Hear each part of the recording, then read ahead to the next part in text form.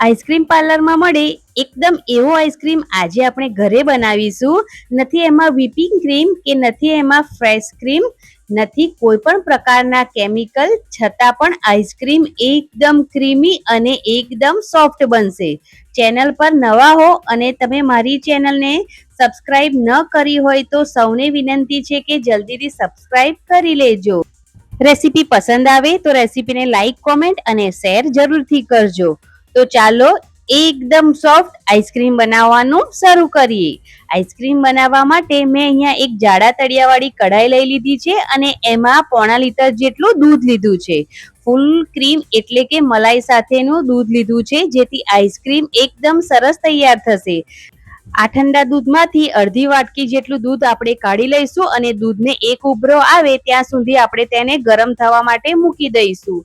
હવે આ બાઉલમાં જે અલગ દૂધ કાઢીને રાખ્યું છે તેમાં 2 ટેબલ સ્પૂન એટલે કે 2 મોટી ચમચી ભરીને કસ્ટર્ડ પાવડર ઉમેરીશું.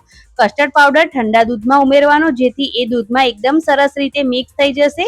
કસ્ટર્ડ પાવડર જો તમારે ન લેવો હોય તો તેના બદલે તમે કોર્નફ્લોરનો પણ ઉપયોગ કરી શકો છો. હવે અહીં કસ્ટર્ડ પાવડર વાળું દૂધ રેડી થઈ ગયું છે, તેને સાઈડ પર મૂકીશું.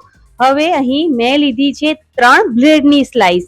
તમે વિચાર કરતા હશો કે રેસીપી ચેન્જ થઈ ગઈ કે શું, પણ ના ફ્રેન્ડ્સ, આ બ્રેડની મદદથી જ આજે આપણે આઈસ્ક્રીમ બનાવીશું.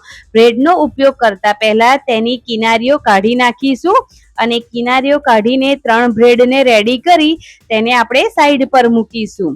બ્રેડ સાઈડ પર મૂકીને આ તરફ જે દૂધમાં ચેક કરીએ તો એક ઉભરો આવી ગયો છે. તો જે ગેસની ફ્લેમ છે તેને બંધ નથી કરવાની, ગેસની આંચ થોડી ધીમી કરી દેવાની છે અને ધીમી કરી આ દૂધને ફરી એકવાર મિક્સ કરી લેવાનું છે. અને હવે એમાં ખાંડ ઉમેરીશું. તો મેં અહીંયા 1/4 કપ દૂધની સામે ખાંડ લીધી છે. ખાંડ અહીંયા 1/2 કપ જેટલી આપણે બચાવીને રાખવાની છે, જેનો ઉપયોગ પાછળથી આપણે કરવાનો છે. હવે ખાંડને દૂધ સાથે ઉકળવા દઈશું. એકદમ સારી રીતે ખાંડને પીગળી જવા દેવાની છે. તો અત્યારે ખાંડ એકદમ સરસ પીગળી ગઈ છે. તો જે કસ્ટર્ડ પાવડર વાળું દૂધ આપણે તૈયાર કર્યું છે એ બધું અંદર ઉમેરી દઈશું. કસ્ટર્ડ વાળું દૂધ ઉમેરતા પહેલા એકવાર એને હલાવી લેવાનું. દૂધમાં કસ્ટર્ડ ઉમેરીશું એટલે દૂધ થોડું ઘટ થશે અને દૂધને આપણે વધારે સમય ઉકાળવું નહીં પડે. આજે આપણે બટરસ્કોચ ફ્લેવરનો આઈસ્ક્રીમ બનાવી રહ્યા છે, જેના માટે એક ચપટી તમે તેની અંદર યલો ફૂડ કલર પણ એડ કરી શકો છો અથવા તો સ્કીપ પણ કરી શકો છો. હવે જે 3 બ્રેડ આપણે કિનારી કાપીને તૈયાર રાખી એના નાના નાના ટુકડા તોડી અને દૂધમાં ઉમેરી દઈશું. તમને થતું હશે કે આઈસ્ક્રીમમાં આવડી બ્રેડ કેવી રીતે, પણ એના કારણે જ આઈસ્ક્રીમ એકદમ ક્રીમી અને એમાં ખાંડના ક્રિસ્ટલ નહીં થાય. અને હા, આઈસ્ક્રીમમાં બ્રેડનો કોઈ ફ્લેવર કે ટેસ્ટ જરા પણ આવશે નહીં અને આઈસ્ક્રીમ એકદમ બહાર જેવો જ ટેસ્ટી બનશે. હવે આ દૂધને 5 થી 7 મિનિટ સુધી ઉકાળવાનું છે અથવા તો દૂધ થોડું જાડું થઈ જાય ત્યાં સુધી તેને ઉકાળવાનું છે. કઢાઈમાં સાઈડ પર જે મલાઈ જામી હોય તેને પણ ચમચા વડે સ્ક્રેપ કરતા જવાનું. તો અહીંયા 5 થી 7 મિનિટમાં જ તમે જોઈ શકો છો કે દૂધ સારું એવું ઘટ્ટ થઈ ગયું છે. તો આ પ્રકારની ગરમ દૂધની રબડી જેવી કન્સિસ્ટન્સી આવે એટલે આપણે ગેસને બંધ કરી દેવાનો છે અને આ મિક્સરને ઠંડુ કરવા માટે તમે પંખા નીચે રાખી શકો છો અથવા તો ઠંડા પાણી ભરેલા વાસણમાં પણ રાખી શકો છો. હવે ગેસની ફ્લેમ બંધ કરી દીધી છે અને તેને ઠંડુ થવા માટે આપણે મૂકવાનું છે. એટલા માટે હું એને એક બીજા નાના વાસણમાં લઈ રહી છું.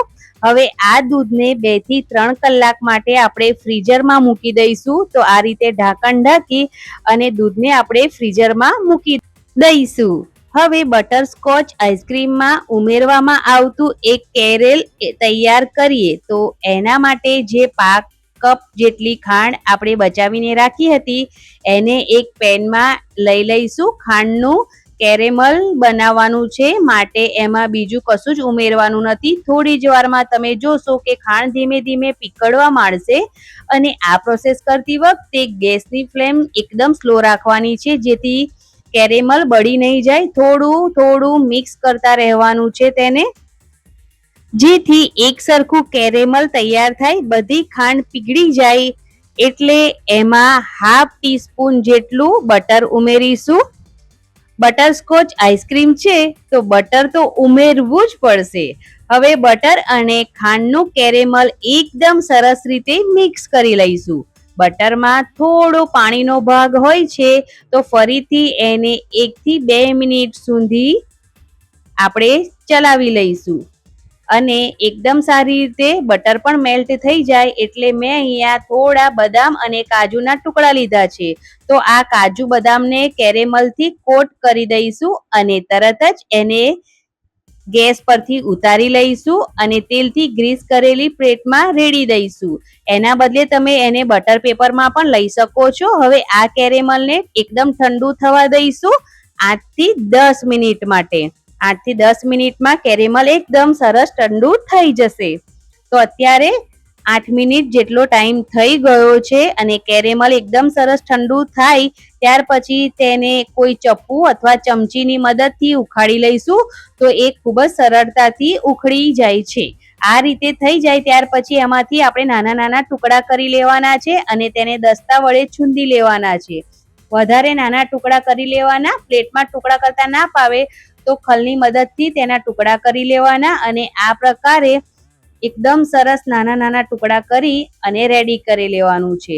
તો અહીંયા મેં કેરેમલ રેડી કરીને મૂકી દીધું છે સાઈડ પર. આ તરફ દૂધ જે આપણે ફ્રીઝરમાં 2 થી 3 કલાક માટે રાખ્યું હતું એ તમે જોઈ શકો છો કે આ પ્રકારે થોડું થોડું જામી ગયું છે. તો પહેલા તો તેને એકદમ સરસ રીતે મિક્સ કરી લઈશું. એકદમ સરસ રીતે મિક્સ થઈ જાય પછી તેને આપણે મિક્સરમાં એડ કરી દેવાનું છે. હવે તેને મિક્સરમાં એડ કરી દઈએ ત્યાર પછી તેમાં અડધી વાટકી જેટલો મિલ્ક પાવડર ઉમેરીશું. મિલ્ક પાવડર ઉમેરવાથી આઈસ્ક્રીમ એકદમ ટેસ્ટી અને રીચ બનશે. સાથે જ ઉમેરીશું બટરસ્કોચ ફ્લેવર વાળું એસેન્સ. જો તમારી પાસે ના હોય તો ઉમેરવાનું નહીં, સ્કીપ કરી દેવાનું. હવે બધી જ વસ્તુને એકદમ સારી રીતે આપણે થોડી થોડી મિક્સ કરી લેવાની છે. એકદમ સારી રીતે મિક્સ થઈ જાય એટલે ઢાંકણ બંધ કરી તેને 5 મિનિટ જેવું ગ્રાઇન્ડ કરી લેવાનું છે. જ્યાં સુધી તે એકદમ સરસ તેનું સ્મૂથ ટેક્સચર ના આવી જાય ત્યાં સુધી 5 મિનિટ સુધી તેને ગ્રાઇન્ડ કર્યા પછી આપણે ઢાંકણ ખોલીને જોઈ શકો છો કે આઈસ્ક્રીમનું વોલ્યુમ કેટલું વધી ગયું છે. આ રીતે કરવાથી આઈસ્ક્રીમ એકદમ સોફ્ટ બને છે. એમાં હવા ભરાય છે અને આઈસ ક્રિસ્ટલ નથી થતા. હવે આઈસ્ક્રીમને સેટ કરવા માટે મેં અહીંયા આ પ્રકારનું એક ગ્લાસનું કન્ટેનર લઈ લીધું છે. તમે જે પણ વાસણ લો તે એકદમ એરટાઇટ હોવું જરૂરી છે. જો એમાં જરા પણ હવા જશે તો તેમાં ક્રિસ્ટલ થશે અને આઈસ્ક્રીમ હાર્ડ થશે. થોડું થોડું પહેલા અહીંયા આપણે કેરેમલના ટુકડા એડ કરી દેવાના છે અને ત્યાર પછી ઉપરથી આઈસ્ક્રીમ રેડી દઈશું. આઈસ્ક્રીમ રેડ્યા પછી થોડું આઈસ્ક્રીમ બચાવીને રાખવાનું છે અને પાછું તેની ઉપર આપણે કેરેમલના ટુકડા નાખી દેવાના છે. તો આ રીતે કેરેમલના ટુકડા નાખ્યા પછી બાકીની બચેલી આઈસ્ક્રીમ એડ કરી દેવાની છે અને ઉપરથી ફરી પાછા ગાર્નિશિંગ માટે કેરેમલના ટુકડા મૂકી દઈશું. હવે આ ડબ્બો તો એરટાઇટ છે પણ છતાં પણ એમાં જરાય હવા નહીં જાય એના માટે ડબ્બાને બંધ કરતા પહેલા હું એના ઉપર એક ફોઇલ પેપર રાખી રહી છું. ફોઇલ પેપર ન હોય તો તેના બદલે તમે પ્લાસ્ટિકની બેગ પણ લઈ શકો છો. હવે આ ડબ્બાનું ઢાંકણ એકદમ ટાઈટ રીતે બંધ કરી દઈશું અને ફ્રીઝરમાં લગભગ 10 થી 12 કલાક માટે મૂકી દઈશું. અને મેં આ ડબ્બાને ઓવરનાઇટ માટે ફ્રીજમાં રાખ્યો છે અને હવે એને ખોલીને આપણે આઈસ્ક્રીમ ચેક કરી લઈએ. તો આ રીતે ફોઇલ પેપર પહેલા કાઢી લઈશું અને પછી આપણે આઈસ્ક્રીમને ચેક કરીશું. તમે જોઈ શકો છો ખૂબ જ સરસ રીતે આઈસ્ક્રીમ સેટ થઈ ગયો છે. હવે આઈસ્ક્રીમ સ્કૂપની મદદથી એને આપણે બહાર કાઢીશું. તમારી પાસે આઈસ્ક્રીમ કૂપ ન હોય તો તમે દાળની કળશીનો પણ ઉપયોગ કરી શકો છો. તો એકદમ ઠંડો અને સુપર ટેસ્ટી બટરસ્કોચ આઈસ્ક્રીમ બનીને તૈયાર છે. ઉપરથી તમે કેરેમલના ટુકડા ભભરાવી ગાર્નિશિંગ કરી શકો. તો ફ્રેન્ડ્સ, આજની આ રેસીપી તમને પસંદ આવી હોય તો પ્લીઝ મારી ચેનલને સબસ્ક્રાઇબ કરી મને જરૂરથી સપોર્ટ કરજો. રેસીપીને એક લાઈક જરૂરથી કરજો અને તમારા ફ્રેન્ડ્સ અને ફેમિલી મેમ્બરમાં જરૂરથી શેર કરજો. અને તમે રેસીપી ટ્રાય કરો તો તમારા અનુભવો કોમેન્ટ બોક્સમાં શેર કરવાનું બિલકુલ ના ભૂલતા અને મને જરૂરથી સપોર્ટ કરજો. તો મળીએ એક નવી રેસીપી સાથે. ત્યાં સુધી મને રજા આપો. Thanks for watching. આવજો.